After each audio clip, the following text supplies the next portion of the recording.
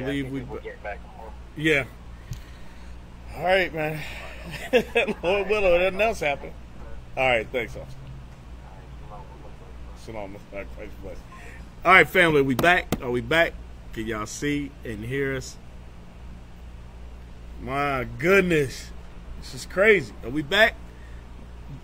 Joy Maurice is volume. Yeah, can you hear us?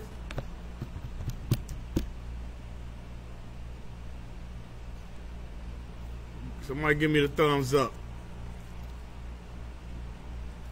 Or just turn up the volume over there. You able to hear it? You good? Okay. All right. All right. Let's see if we can get through this before we done. Now we down to like 37 minutes, man. Genesis chapter 29, verse 1. Then Jacob went on his journey and came to the land of the east, of the people of the east. Why was it the land of the people of the east? Because when we had that map back up, let me see if I can get the map back up.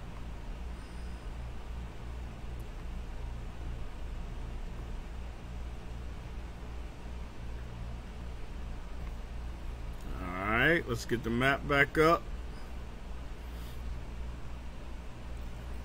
Okay.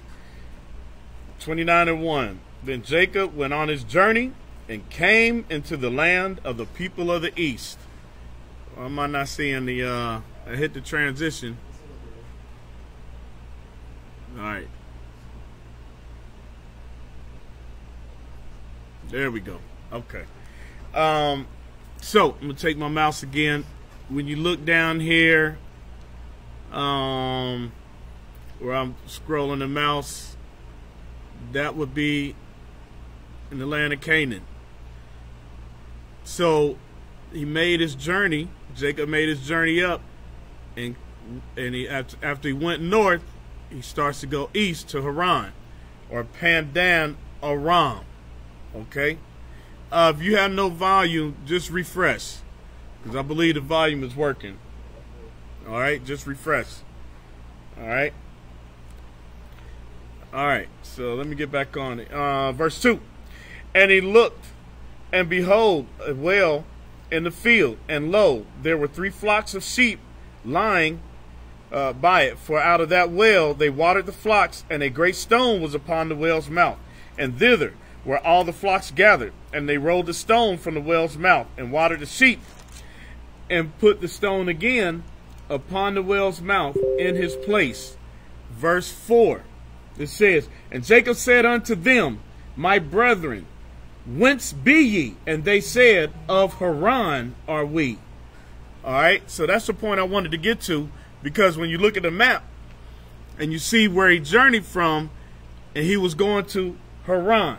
All right, so now let's go back to Genesis 28, 1 and 2 right quick. And Isaac called Jacob and blessed him and charged him and said unto him, Thou shalt not take a wife of the daughters of Canaan. Arise, go to Pandanaram, to the house of Bethuel, thy mother's father, and take thee a wife from thence. Okay, so that's where he was going. All right, so now from there, let's go to Genesis chapter 11. All right, we're going to have to kind of pick up the pace here a little bit on this. Genesis chapter 11. All right, and verse 31. And Terah took Abram his son, and Lot the son of Haran his son's son, and Sarai his daughter-in-law, his son Abram's wife. And they went forth with them from Ur of the Chaldees to go into the land of Canaan. And they came unto Haran and dwelt there. And they came unto Haran and dwelt there. So now, if you're looking at the map, I'm going to move my cursor, all right, over Ur of Chaldea. All right. So what they, now that's over where to the right of where it says journeys of Abraham and Isaac. Okay. And they go up along the Euphrates River and they come up to where? Haran. Haran. All right. So Let's go back to Genesis chapter 29 and verse 4. And Jacob said unto them, My brethren, whence be ye? And they said, Of Haran are we. Verse 5. And he said unto them, Know ye Laban, the son of Nahor? And they said, We know him. Okay, let's go back to Genesis 11 right quick. And now we're going to jump down to verse 26. And Terah lived 70 years and begat Abram, Nahor, and Haran. Verse 27. Now these are the generations of Terah. Terah begat Abram, Nahor, and Haran begat Lot. So when we go back to Genesis chapter 29, verse 5, and he said unto them, Know ye Laban, the son of Nahor? All right, so this is keeping the family ties together, and we're tying that together because we see where Abraham first made his journey, right, from Ur of Chaldea and went northwest and came to Haran. Now you have Jacob coming from the land of Canaan and going northeast to Haran. But we find that that's why you have Laban was dwelling in that area. Okay? Let's jump down to verse 14. And Laban said unto him, this is Genesis 29:14. And Laban said unto him, Surely thou art my bone and my flesh. And he abode with him the space of a month. And Laban said unto Jacob, Because thou art my brother, shouldest thou therefore serve me for naught? Tell me what shall thy wages be? So he says, Surely thou art my brother, right? So he says, we are bone and you are my bone and my flesh. Let's get Judges chapter 9, verse 1. Judges chapter 9, verse 1. Get some understanding of the being bone and flesh. All right. The book of Judges chapter 9 and verse 1. And Abimelech said to Jerubbaal, and Abimelech the son of Jerubbaal went to Shechem unto his mother's brethren and communed with them and with all the family of the house of his mother's father, saying, Speak, I pray you, in the ears of all the men of Shechem, whether is it better for you, either that all the sons of Jerubbaal, which are 70 persons, reign over you, or that one reign over you? Remember also that I am your bone and your flesh. So what is he saying? We family. In verse 1, he said that's what we are, family. Okay? Let's go to 2 Samuel 19. 2 Samuel chapter 19 and verse 12. All right. The book of 2 Samuel chapter 19 and verse 12. Ye are my brethren, ye are my bones and my flesh. Okay, so that's further proven. Ye are my bones and my flesh.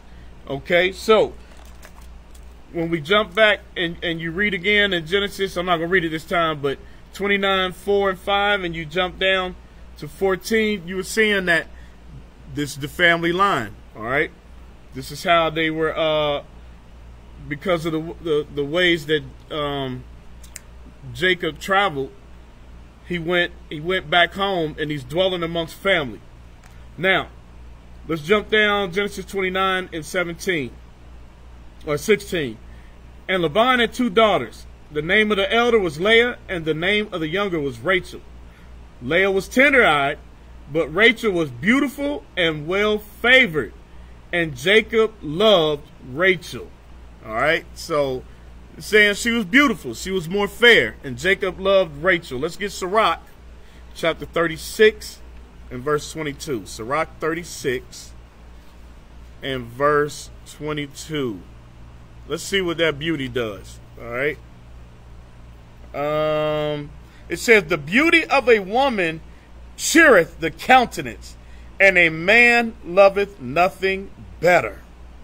Okay, so Esau, remember now when we read earlier, he saw Rachel coming, and he rolled that stone out of the whale's mouth and fed the flock, ran up and kissed her, right? He was like, hey, you mine. I'm going to read that again, verse 22. The beauty of a woman cheereth the countenance, and a man loveth nothing better. All right, let's go to, yeah, let me take this map down. Oh, that's it? Yes, sir. I'm doing transition. All right, cool. Cool.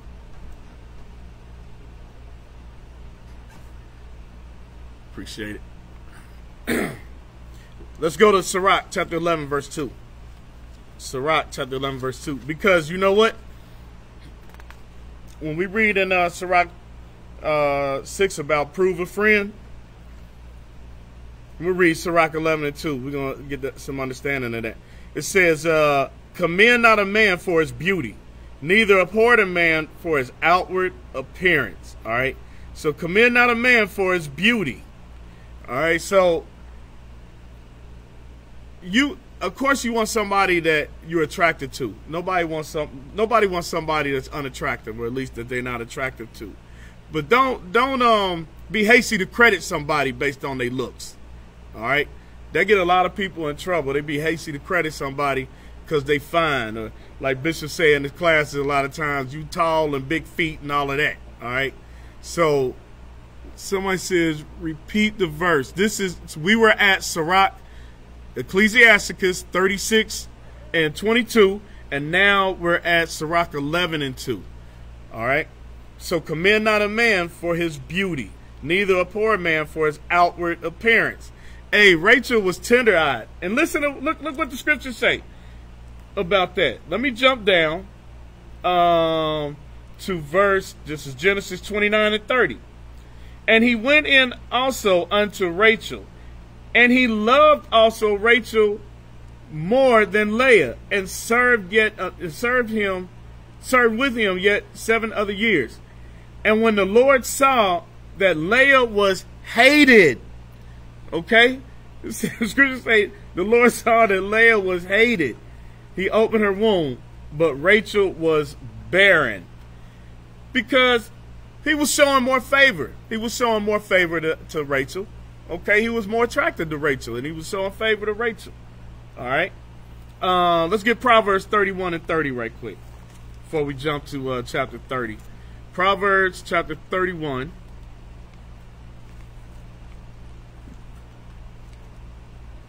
Verse 30.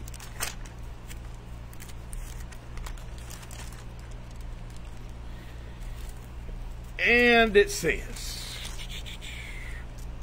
favor is deceitful, and beauty is vain, but a woman that feareth the Lord, she shall be praised.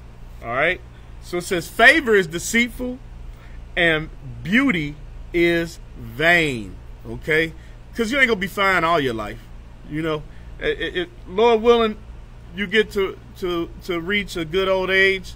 You know, in this time, the scriptures say we get 70 or 80 years by reason of strength. That's in Psalms 90. You know, you ain't going to look the same way at 70 that you did at 20, 25. All right? Now, there are a handful of Judite brothers and sisters that retain a semblance of that youth and beauty well into their ages. Don't get it twisted. But most of us, you know, you're going to start gaining some weight or start sagging. You might get the crow's feet. You know, you're not going to look the same. All right? You like the crow's feet.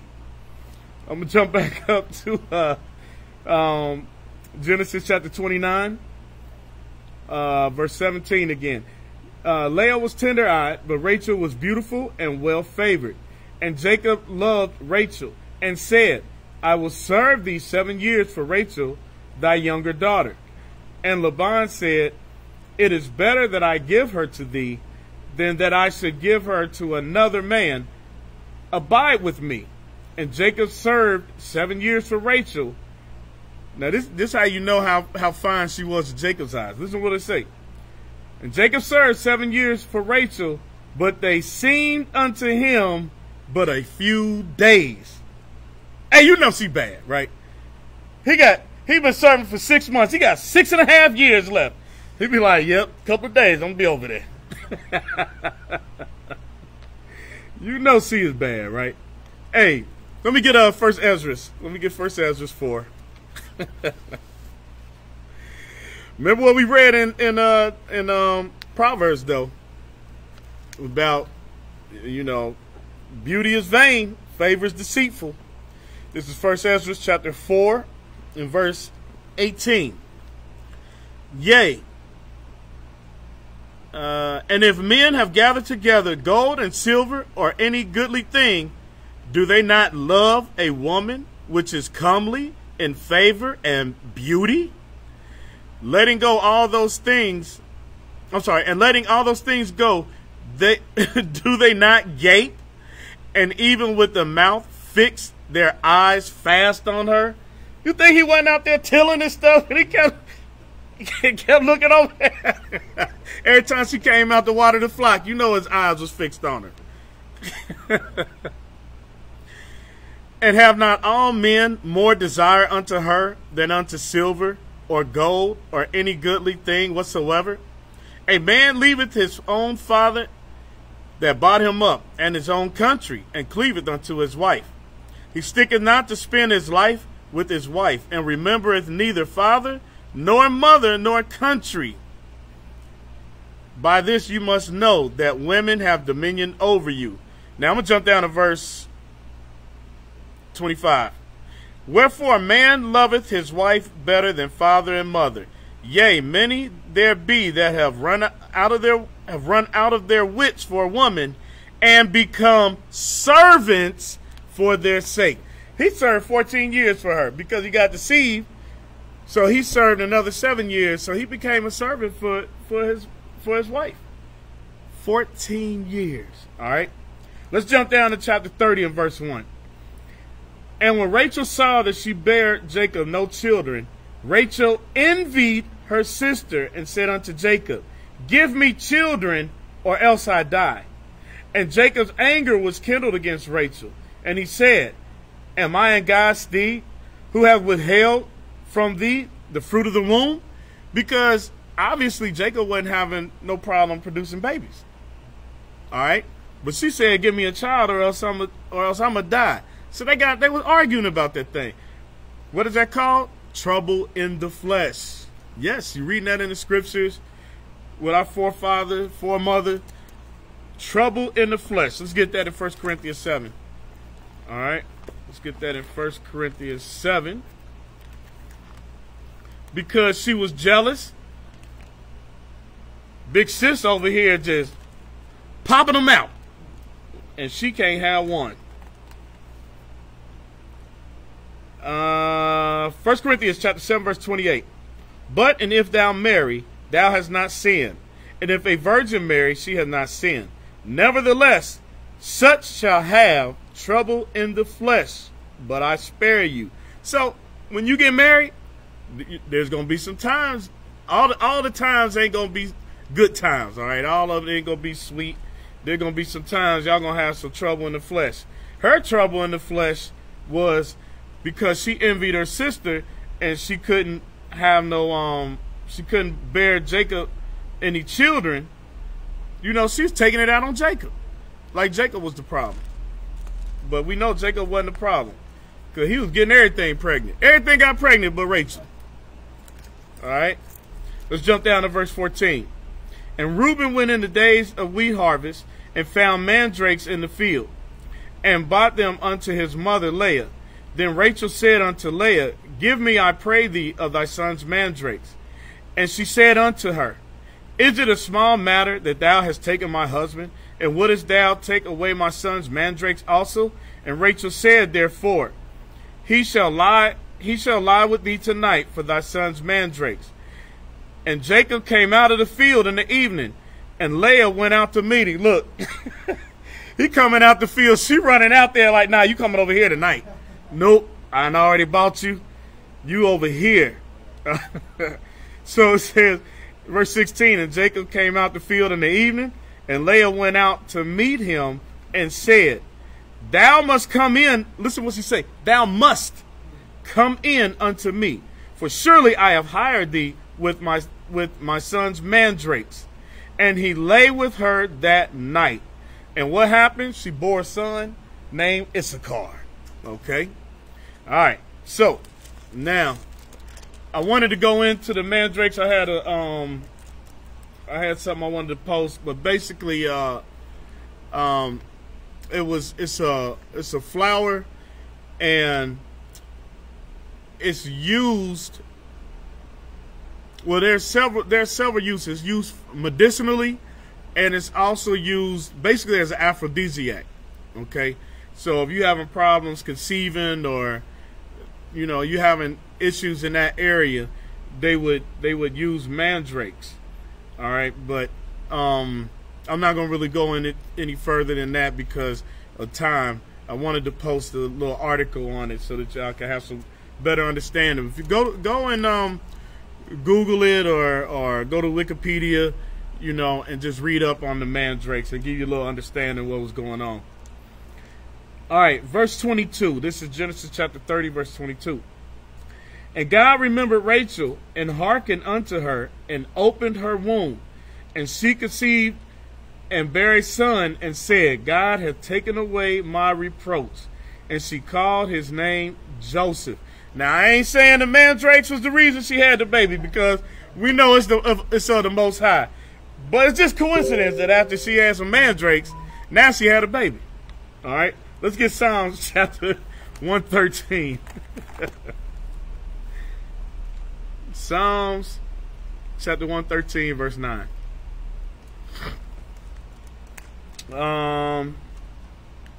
Psalms 113 is just, I wanted to read it all earlier, but I'm going to read 1 and 2 and jump down to 9. Praise ye the Lord. Praise, O ye servants of the Lord. Praise the name of the Lord. Blessed be the name of the Lord from this time forth and forevermore. Verse 9. He maketh the barren woman to keep house and to be a joyful mother of children. Okay, so the Most High want to open up the womb. All right, realistically, it wasn't the mandrakes, okay, but the Most High is the one that showed her mercy and opened up her womb. All right.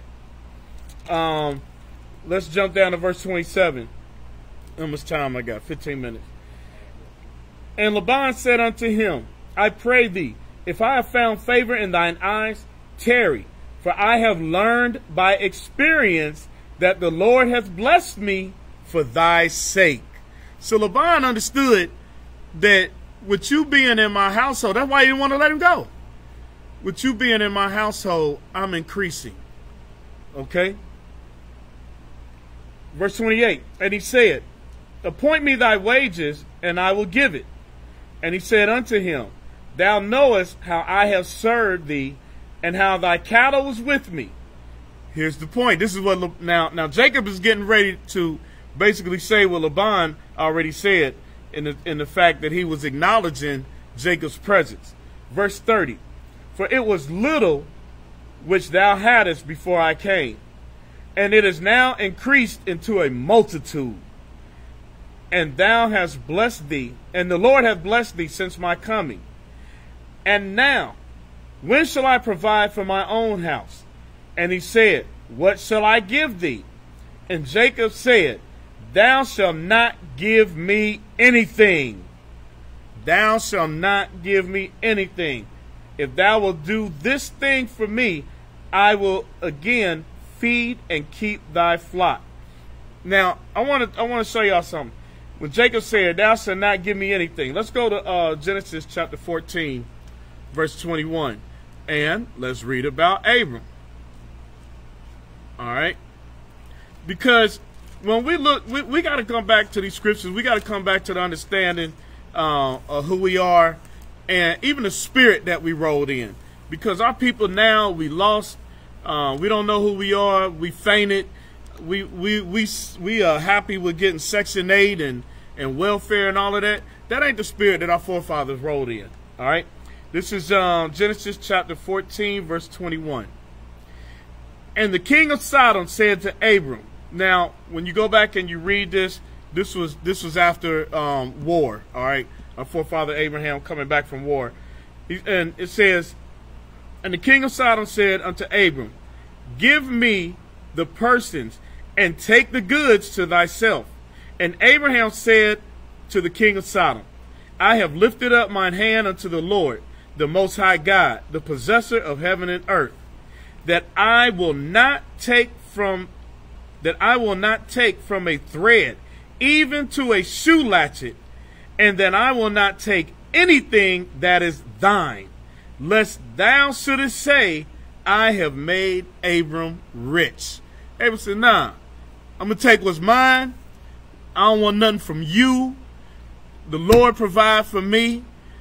This is the spirit that our forefathers was rolling in. You know, our forefathers wasn't rolling in that bum spirit, okay? And we can't be rolling in that bum spirit. When we repent, we gotta be conducting ourselves as men. All right, that's for you brothers out there. We got to conduct ourselves as men. All right.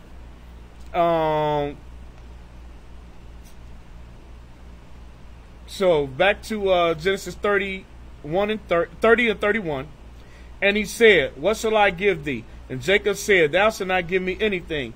If thou wilt do this thing for me, I will again feed and keep thy flock. Now, I don't have time to read this right now, but that's when it goes into the speckled and the ring straight and spotted cattle and goats. Okay, so let me see. I'm gonna try to pull up a picture right quick. I have more, but I'm just gonna pull this one right now so that y'all can see. And again, I apologize. We had some technical difficulties. I don't know what's going on. I'm at the school. I should have stayed home, man. I got good internet at home. I don't know what happened down here, but all praise to the Most High. We got through the reading. I'm just gonna try to hit a couple of more bullet points for you. All right. So, this is an example.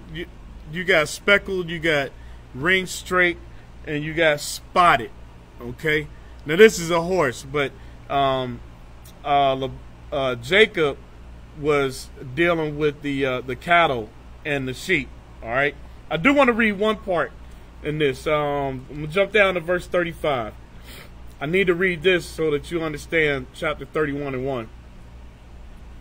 It says, and he removed that day the he-goats that were ring straight and spotted, and all the she-goats that were speckled and spotted, and every one that had some white in it, and all the brown among the sheep, and gave them into the hand of his sons. This is into the hand of Laban's sons. All right? I'm going to jump back down and read 32 and 33 to help you get the understanding of that. I will pass through all thy flock today, removing from thence all the speckled and spotted cattle, and the brown cattle among the sheep, and the spotted and speckled among the goats, and of such shall be my hire. Okay? Because I don't want, you ain't giving me nothing. I'm working for this. So shall my righteousness answer for me in time to come, when it shall come for my hire before thy face. Every one that is not speckled and spotted among the goats and brown among the sheep, that shall be counted stolen with me. Now, why was that important? Why was that important? Let me pull this back. We almost done. We got less than 10 minutes. Really less than that, but so why did he say that? He said this should be my righteousness. Okay? You're going to judge me on my works. My word is my bond. Because I know y'all going to have something bad to say. And look what happened. Chapter 31, verse 1. And he heard the words. So this is a bullet point in chapter 31. And he heard the words of Laban's son, saying, Jacob hath taken away all that was our father's. You see that? They lying on Jacob. Jacob had taken away all that was our father's, and that which was our father's hath he gotten all this glory. And Jacob beheld the countenance of Laban, and behold, it was not toward him as before. Remember when we read in chapter 30, verse 27, Laban was giving him props like, hey, I know it's because of you that I'm blowing up right now, that I'm getting paid right now, that I got this increase. Now Jacob is like, man, Laban looking at me sideways because of what his sons had said, right? But that's why we read that in Genesis 30, 31, basically 31 down to 35, because he said, nope, this is how I'm going to deal righteously with you. And you're going to know this is my righteousness in the way that I'm dealing with you. So now, Genesis chapter 31, verse 3. And the Lord said unto Jacob, return unto the land of thy fathers and unto thy kindred, and I will be with thee. Okay? Now, let's jump down to verse 17. Then Jacob rose up and set his sons and his wives upon camels, and he carried away all his cattle and all his goods which he had gotten, the cattle of his getting which he had gotten in Pandanaram, for to go to Isaac his father in the land of Canaan. So he was returning home. And Laban went to shear sheep, and Rachel had stolen the images that were her father's. So remember when we read in Proverbs about that beauty? You know? Yeah. She was fine, but she was a thief. Okay? So that, hey, now to tell y'all something, all right? Now to tell y'all something. We ain't got time to go into that. But I wish I did. Verse 30. And now, though thou wouldest needs be gone, because thou sore longest after thy father's house, yet wherefore hast thou stolen my gods? So now, what is this saying? Laban was an idolater. Okay? Laban was an idolater. Now let's prove that. Let's go to Joshua chapter 24. Let's go to Joshua chapter 24. Just passed it. Let me go back. Joshua chapter 24 and verse 2. Well, we cutting it close here, officer. All right. Joshua 24 and 2. And Joshua said unto the people, thus saith the Lord God of Israel, your fathers dwelt on the other side of the flood in the old time. The other side of the flood means before the flood. All right.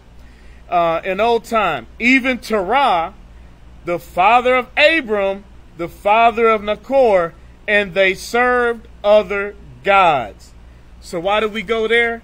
Because Laban was the son of Nahor. Okay?